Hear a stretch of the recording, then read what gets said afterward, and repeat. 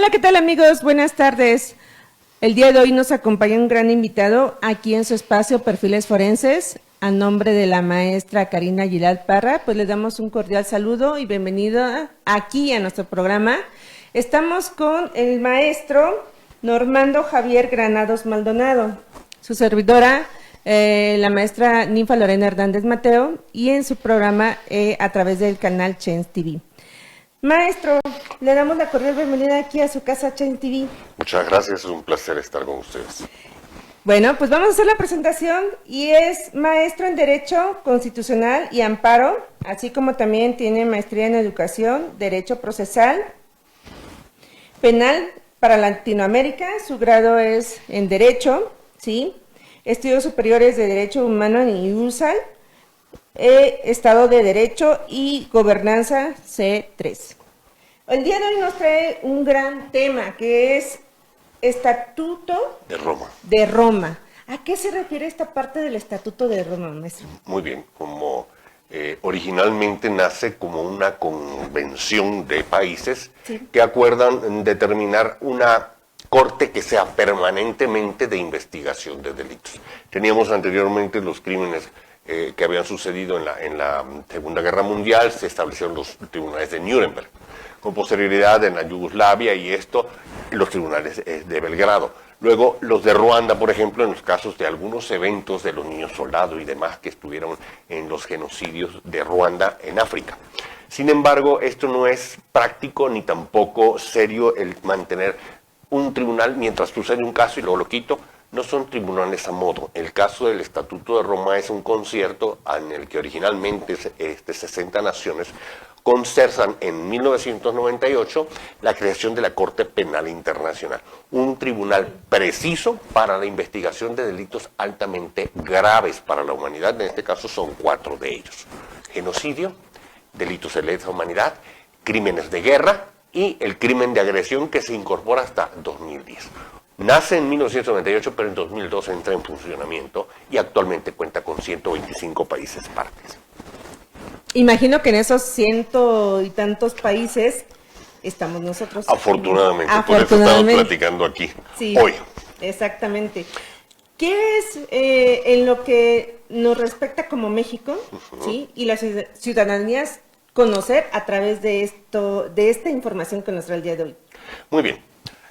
Tenemos algunas situaciones actualmente que no son idóneas, como el evento de las desapariciones forzadas, el hecho de que existe permeo de crimen organizado dentro del sistema, y hablo del sistema, me refiero al sistema jurisdiccional, al sistema de fiscalías, incluso las investigaciones se hacen a modo. Existen denuncias, por ejemplo, como la desaparición de los 43 estudiantes en Ayotzinapa, el cual originalmente con el sexenio de Peña Nieto se hizo una investigación muy pomposa, pero que al final de cuentas no derivó en nada, simple y sencillamente encubrieron al cartel que levantó a los 43 estudiantes. Con posterioridad, en el sexenio anterior se hizo una comisión de la verdad, la cual llegó a la misma conclusión, y lo que entendemos es que de cierta forma el permeo del crimen organizado en algunas áreas del sistema implica la necesidad de que los cubran unos con otros. Si yo te hago llegar, pues yo te permito delinquir. Es como el evento de los derechos de piso. Claro. Decimos actualmente, bueno, ¿cómo podemos nosotros tributar ante Hacienda y aparte tributar con el crimen organizado? ¿Por qué lo permiten? No hay una respuesta agradable. Entonces, bajo ese orden de ideas existen otro tipo de elementos delictivos, como son los centros de reclutamiento. Hablamos del rancho Izaguirre, hablamos de las fosas clandestinas, y dice, bueno, ¿quién lo va a investigar? Vamos a la Fiscalía General de los Estados, no se hace nada. Claro. Vamos. Es más fácil, mejor mencionar que el rancho Izaguirre fue montado, ¿no es así? Pareciera ser que fue montado, pareciera ser que lo inventaron, pareciera ser que lo desacreditaron. Todo pareciera ser, porque no tenemos una investigación seria al respecto. Claro que sí. Si nosotros acudimos a las fiscalías, que son las encargadas de investigar delitos, vamos, por ejemplo, a las de los estados, no se logra nada, vamos a la General de la República, se logra menos, y preguntamos, ¿qué está pasando? Ortega y Gasset emitió una opinión que decía que la complicidad pasiva, que quiere decir no hago nada en función de una actitud criminal que se está verificando o la encubro, la complicidad pasiva se convierte en un crimen estructural y eso hace cómplice al sistema que la encubre.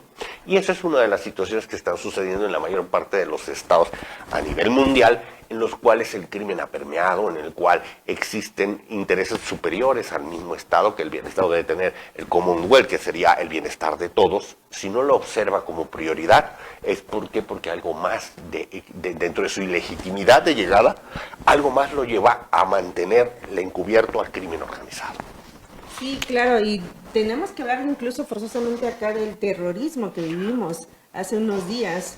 Lamentablemente, como se suscitaron los hechos, pues también estuvimos privados incluso de nuestra propia libertad. Por supuesto. De forma consecuente, de cierta manera, hace algunos meses cuando entra el primer mandatario de los Estados Unidos de América, una de sus primeras cruzadas es contra el narcotráfico y la manera en la que podía que sus agencias intervinieran tras fronteras como la CIA, como el FBI y como la Agencia Nacional de Seguridad, la NSA, sería solamente a través de determinados crímenes y para ellos el terrorismo es un crimen sin fronteras, por ello les llaman narcocarteles terroristas. Al convertirse en terroristas inmediatamente se arrojan la jurisdicción de investigarlos y acabarlos como lo hacen.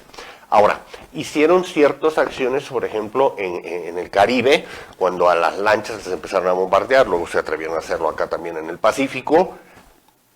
Es como un ajusticiamiento sin juicio, ¿no? O sea, una condena de muerte antes de siquiera juzgarte, ni tampoco tener evidencias. Decías que habíamos tenido secuestrados a nuestra libertad, ciertamente cuando atraparon y mataron al Mencho, porque pues, no les convenía que hablara para nadie, ese es mi punto de vista particular, toda la población de repente se dio cuenta qué tan grande es la influencia del cartel Jalisco Nueva Generación, impulsado en el sexenio anterior y que creció inmensamente y que de repente 28 estados se pusieron en estado de sitio. Lo más alarmante de esto es que el permeo dentro del sistema no es a un nivel homogéneo. Se alcanzaron tantas retribuciones de tantos carteles que ahorita no sabemos quién controla qué parte. Y prueba de ello es que nuestra primera mandataria estaba en gira, sucede este operativo sin tomar las previsiones necesarias, donde la puedas resguardar, ¿no? Porque sabemos perfectamente que en un momento dado el Ejecutivo, si es atentado, ¿cómo vamos a tener gobernabilidad? Sí. Entonces, estando en gira, se hace el verificativo, se aniquila al Mencho y en un momento dado se prende todo el país. Y la presidenta estaba afuera, eso no lo podemos permitir. Nosotros, los que votamos o no por ella, no importa, pero es nuestra primera mandataria. Entonces no podemos dejarla al garete. Y nosotros menos, ¿por qué? Porque hubo 600 vehículos robados, quemados, vías de comunicación completamente anegadas porque no podían pasar. Entonces, eso no es gobernabilidad, eso no es un Estado de Derecho, eso no podemos permitirlo. Pero decir, bueno, aquí en México no podemos hacer nada más, claro que podemos hacerlo. Pero hay que permitir, por ejemplo, si yo tengo, voy a poner un ejemplo un poco chusco, si yo tengo varios perritos y todos andan greñudos y todos cochinos y se tienen sus nuditos en el pelo, y yo no soy veterinario ni estilista canino, pues debo permitir que un estilista canino venga a rasurarme a mis perritos. Quiero dar a entender con esto que existen fuerzas militares, tácticas y de investigación suficientes con otros países, con otras entidades u otras autoridades que podríamos pedirles que nos vengan a rasurar a nuestros perritos. Espero que no se ofenda el crimen organizado, pero estos son para nosotros. No, este es un espacio, que bueno que lo menciona, maestro. Somos un espacio en el cual damos difusión a todas las áreas de las ciencias forenses. Nuestros televidentes que nos siguen, incluso también son ciudadanos tal vez comunes, algunos profesionales, algunos estudiantes, pero que desean sentirse informados, ¿no? Y toda esta información obviamente es no solamente para exponerlo, sino también con fines tal vez incluso hasta investigativos, ¿no es así? Y también en la réplica de poder tener estos conocimientos y saberlos aplicar. No estamos exhibiendo a nadie, como bien lo mencionó el maestro, pero son sucesos que nos han tocado vivir aquí en México, y no solamente en México, en parte mundial. Esto ya es algo demasiado extenso que se ha salido de las manos, y nuestro fin es simplemente nada más informar, ¿no? Claro. Así es. Ahora tenemos una zozobra a nivel internacional por la idea de que Trump quiere tomar control sobre el estrecho de Hormuz. ¿Qué tan benéfico sería? ¿O es? Mire, cuando nosotros pensamos como nación en función de un beneficio común, debemos entender que quienes intervengan sea un consenso. Nadie le autorizó ni le pidió a Trump que hiciera un abordamiento sobre el estrecho de Hormuz. Y sabemos que como sucedió en Venezuela, nos decían, ya liberen por favor a nuestros hermanos venezolanos. Fue por Maduro, nada más lo quitó para efectos de dejar un títere que él pudiera controlar para tomar control sobre el petróleo.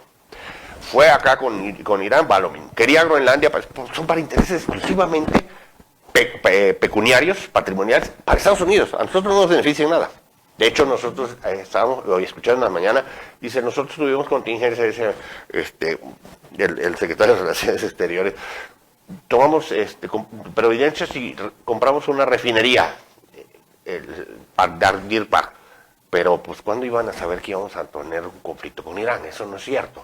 Lo que está sucediendo es que quiere tomar control sobre puntos estratégicos como tierras raras de Groenlandia, petróleo acá, petróleo allá, y a todos controlarlo. Porque esa es su forma de existir. Él solamente existe para amenazar, porque él es un empresario. Okay. De parte del derecho, ¿cómo estaríamos nosotros salvaguardando nuestra ciudadanía? Que es lo más importante también, para que ellos puedan conocer a través de... ¿no? Bueno, para que nosotros podamos mantener una protección sobre nuestros derechos, sobre nuestra integridad, sobre nuestro entorno y nuestra vida diaria, necesitamos participar, primero que nada. ¿Por qué? Porque hablamos de la cultura de la denuncia. Hay quienes hemos perdido el amor por la cultura de la denuncia. ¿Por qué? Porque sabemos que vamos a una fiscalía, perdemos 2, 3, 4 días, no hacemos nada. Pero hay niveles, como dice una canción, hay niveles. O sea, si tú te vas a meter a una fiscalía de aquí, en la cual ya no tienes confianza, ¿para qué vas a redundar en lo mismo? Mejor infórmate cuáles son los mecanismos. Y en este caso, por ejemplo, de acuerdo al artículo 15 del Estatuto de Roma, cualquier persona puede excitar a la autoridad, que en este caso sería la Fiscalía de Investigación de la Corte Penal Internacional, para que tome conciencia de ciertos delitos que se cometen aquí, de los que en su competencia están dentro del 5, 6, 7 y 8, la descripción de crímenes de lesa humanidad, crímenes de genocidio, crímenes de guerra y a partir de 2010 el crimen de agresión, que no es muy fácilmente de entender, pero es cuando una entidad o un país invade de forma bélica otro sin que exista una razón ni una declaración de guerra, ni tampoco se establezcan lo que se llaman rules of engagement, que quiere decir la forma en la que pueden entrar en conflicto. Entonces, cualquier mexicano puede decir, ¿sabe qué? Mire, yo tengo tantos personas que hemos perdido, encontramos los restos, no hace nada la autoridad, hay una omisión y algo que se llama, en un momento dado, suplencia de la deficiencia. Aquí, allá se llama supletoriedad. ¿Qué quiere decir? La Corte Penal Internacional no va a venir a ejercer jurisdicción sobre México nada más imponiendo. Si el Estado no puede o no quiere investigar, la Corte Penal Internacional viene en función de esos 4 delitos. Y viene sobre personas, no sobre el Estado, porque, por ejemplo, para los crímenes del Estado en materia de derechos humanos está la Corte Interamericana de Derechos Humanos, que castiga a la nación, no a la persona. Pero dice, bueno, ¿y las personas quién las va a castigar? La Corte Penal Internacional. ¿Y también las protege?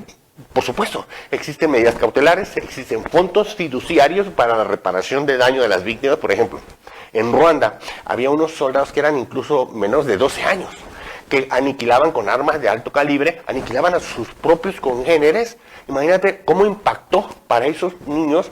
Posteriormente dice, bueno, ya se acabó la guerra, ya me quitaron las armas, ¿y ahora qué hago? No sé hacer otra cosa. Y esto profundamente traumado.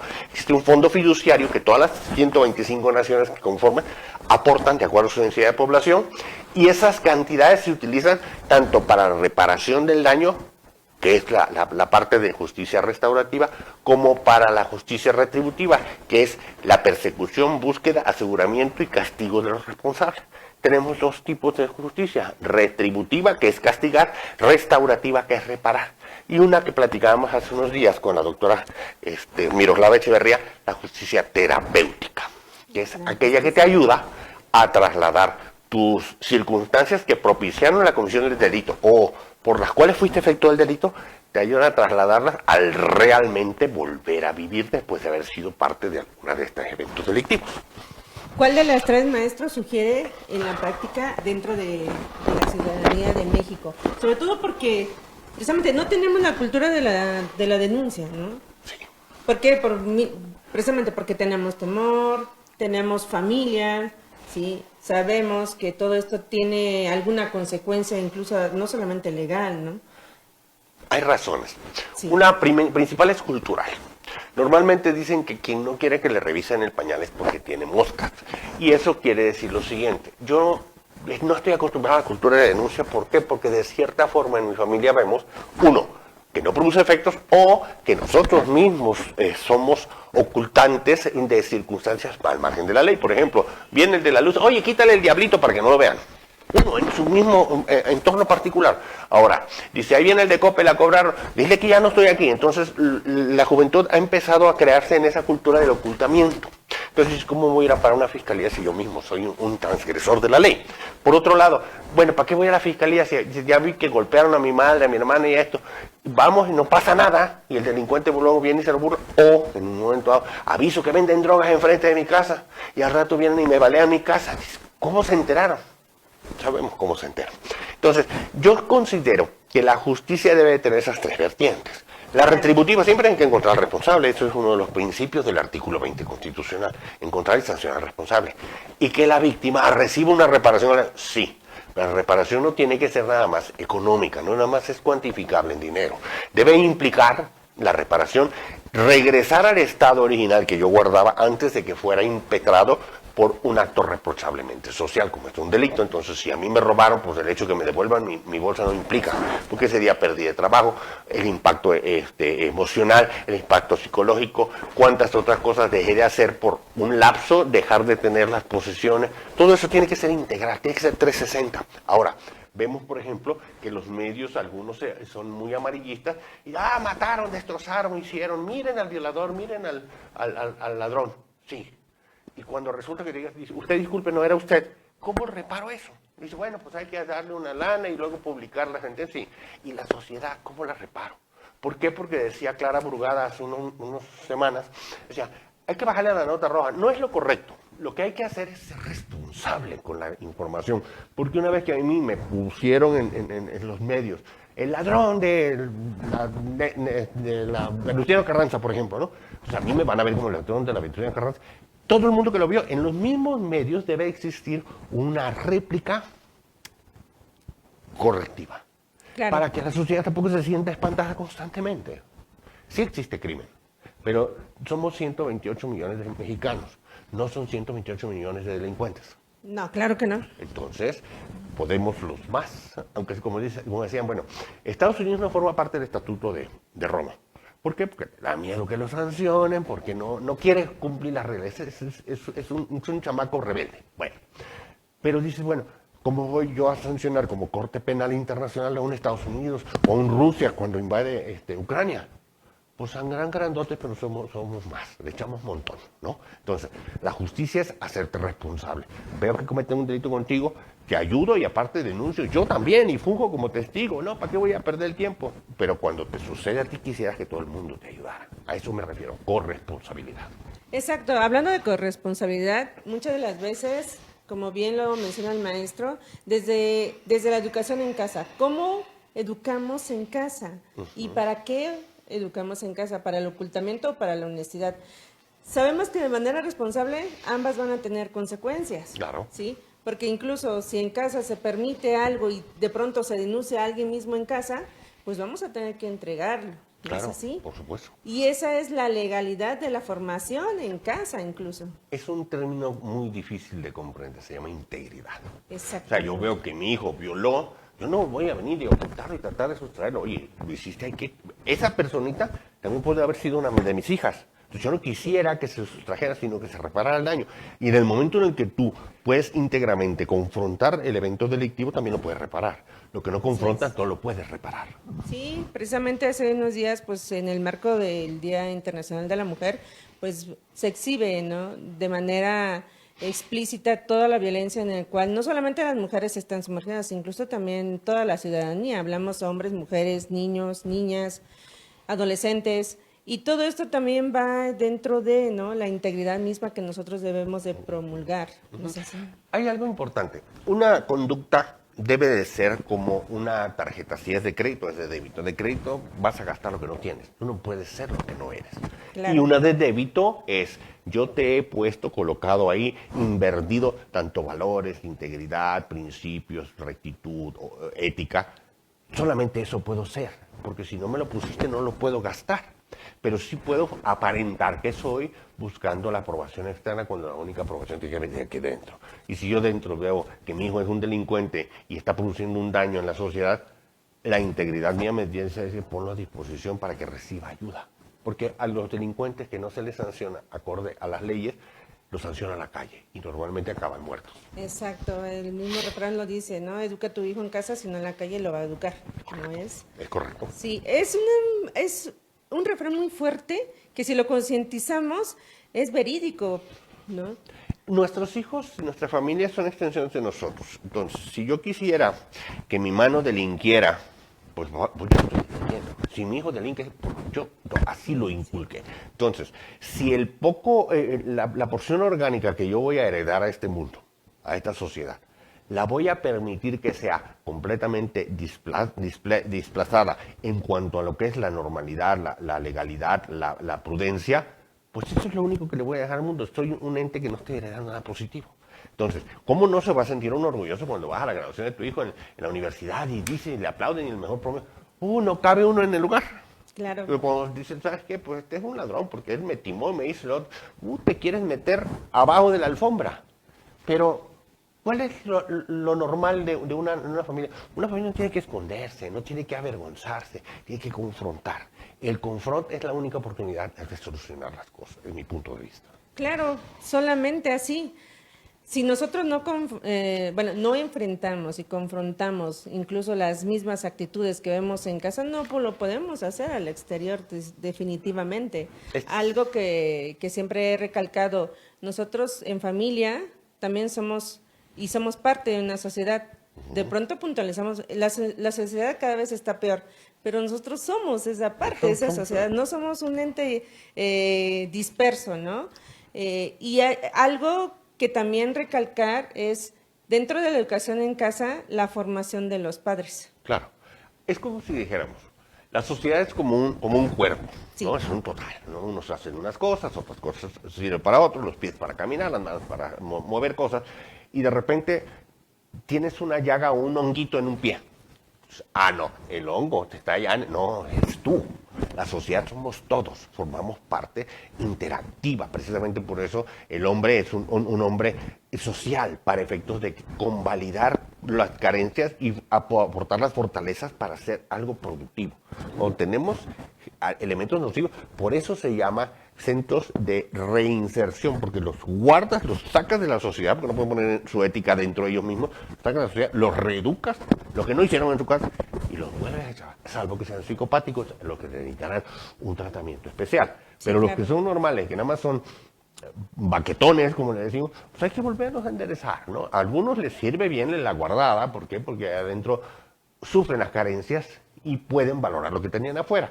Pero a otros desafortunadamente llegan y solamente hacen maestría en crímenes allá adentro, ¿no? Desafortunadamente. Por lo que los centros de readaptación o reinserción deben de tener una vigilancia plena. Yo no entiendo por qué no podríamos tener una vigilancia 24/7 de cámaras dentro de los reclusorios. ¿Qué tienen que esconder? ¿No? Lo mismo que debería suceder en cada una de las oficinas públicas. Que cada funcionario tuviera ahí un 24, así como si tuviera un Big Brother. No pasa nada, si yo estoy haciendo mi trabajo y no infringo la ley, no tengo por qué ocultar. Claro.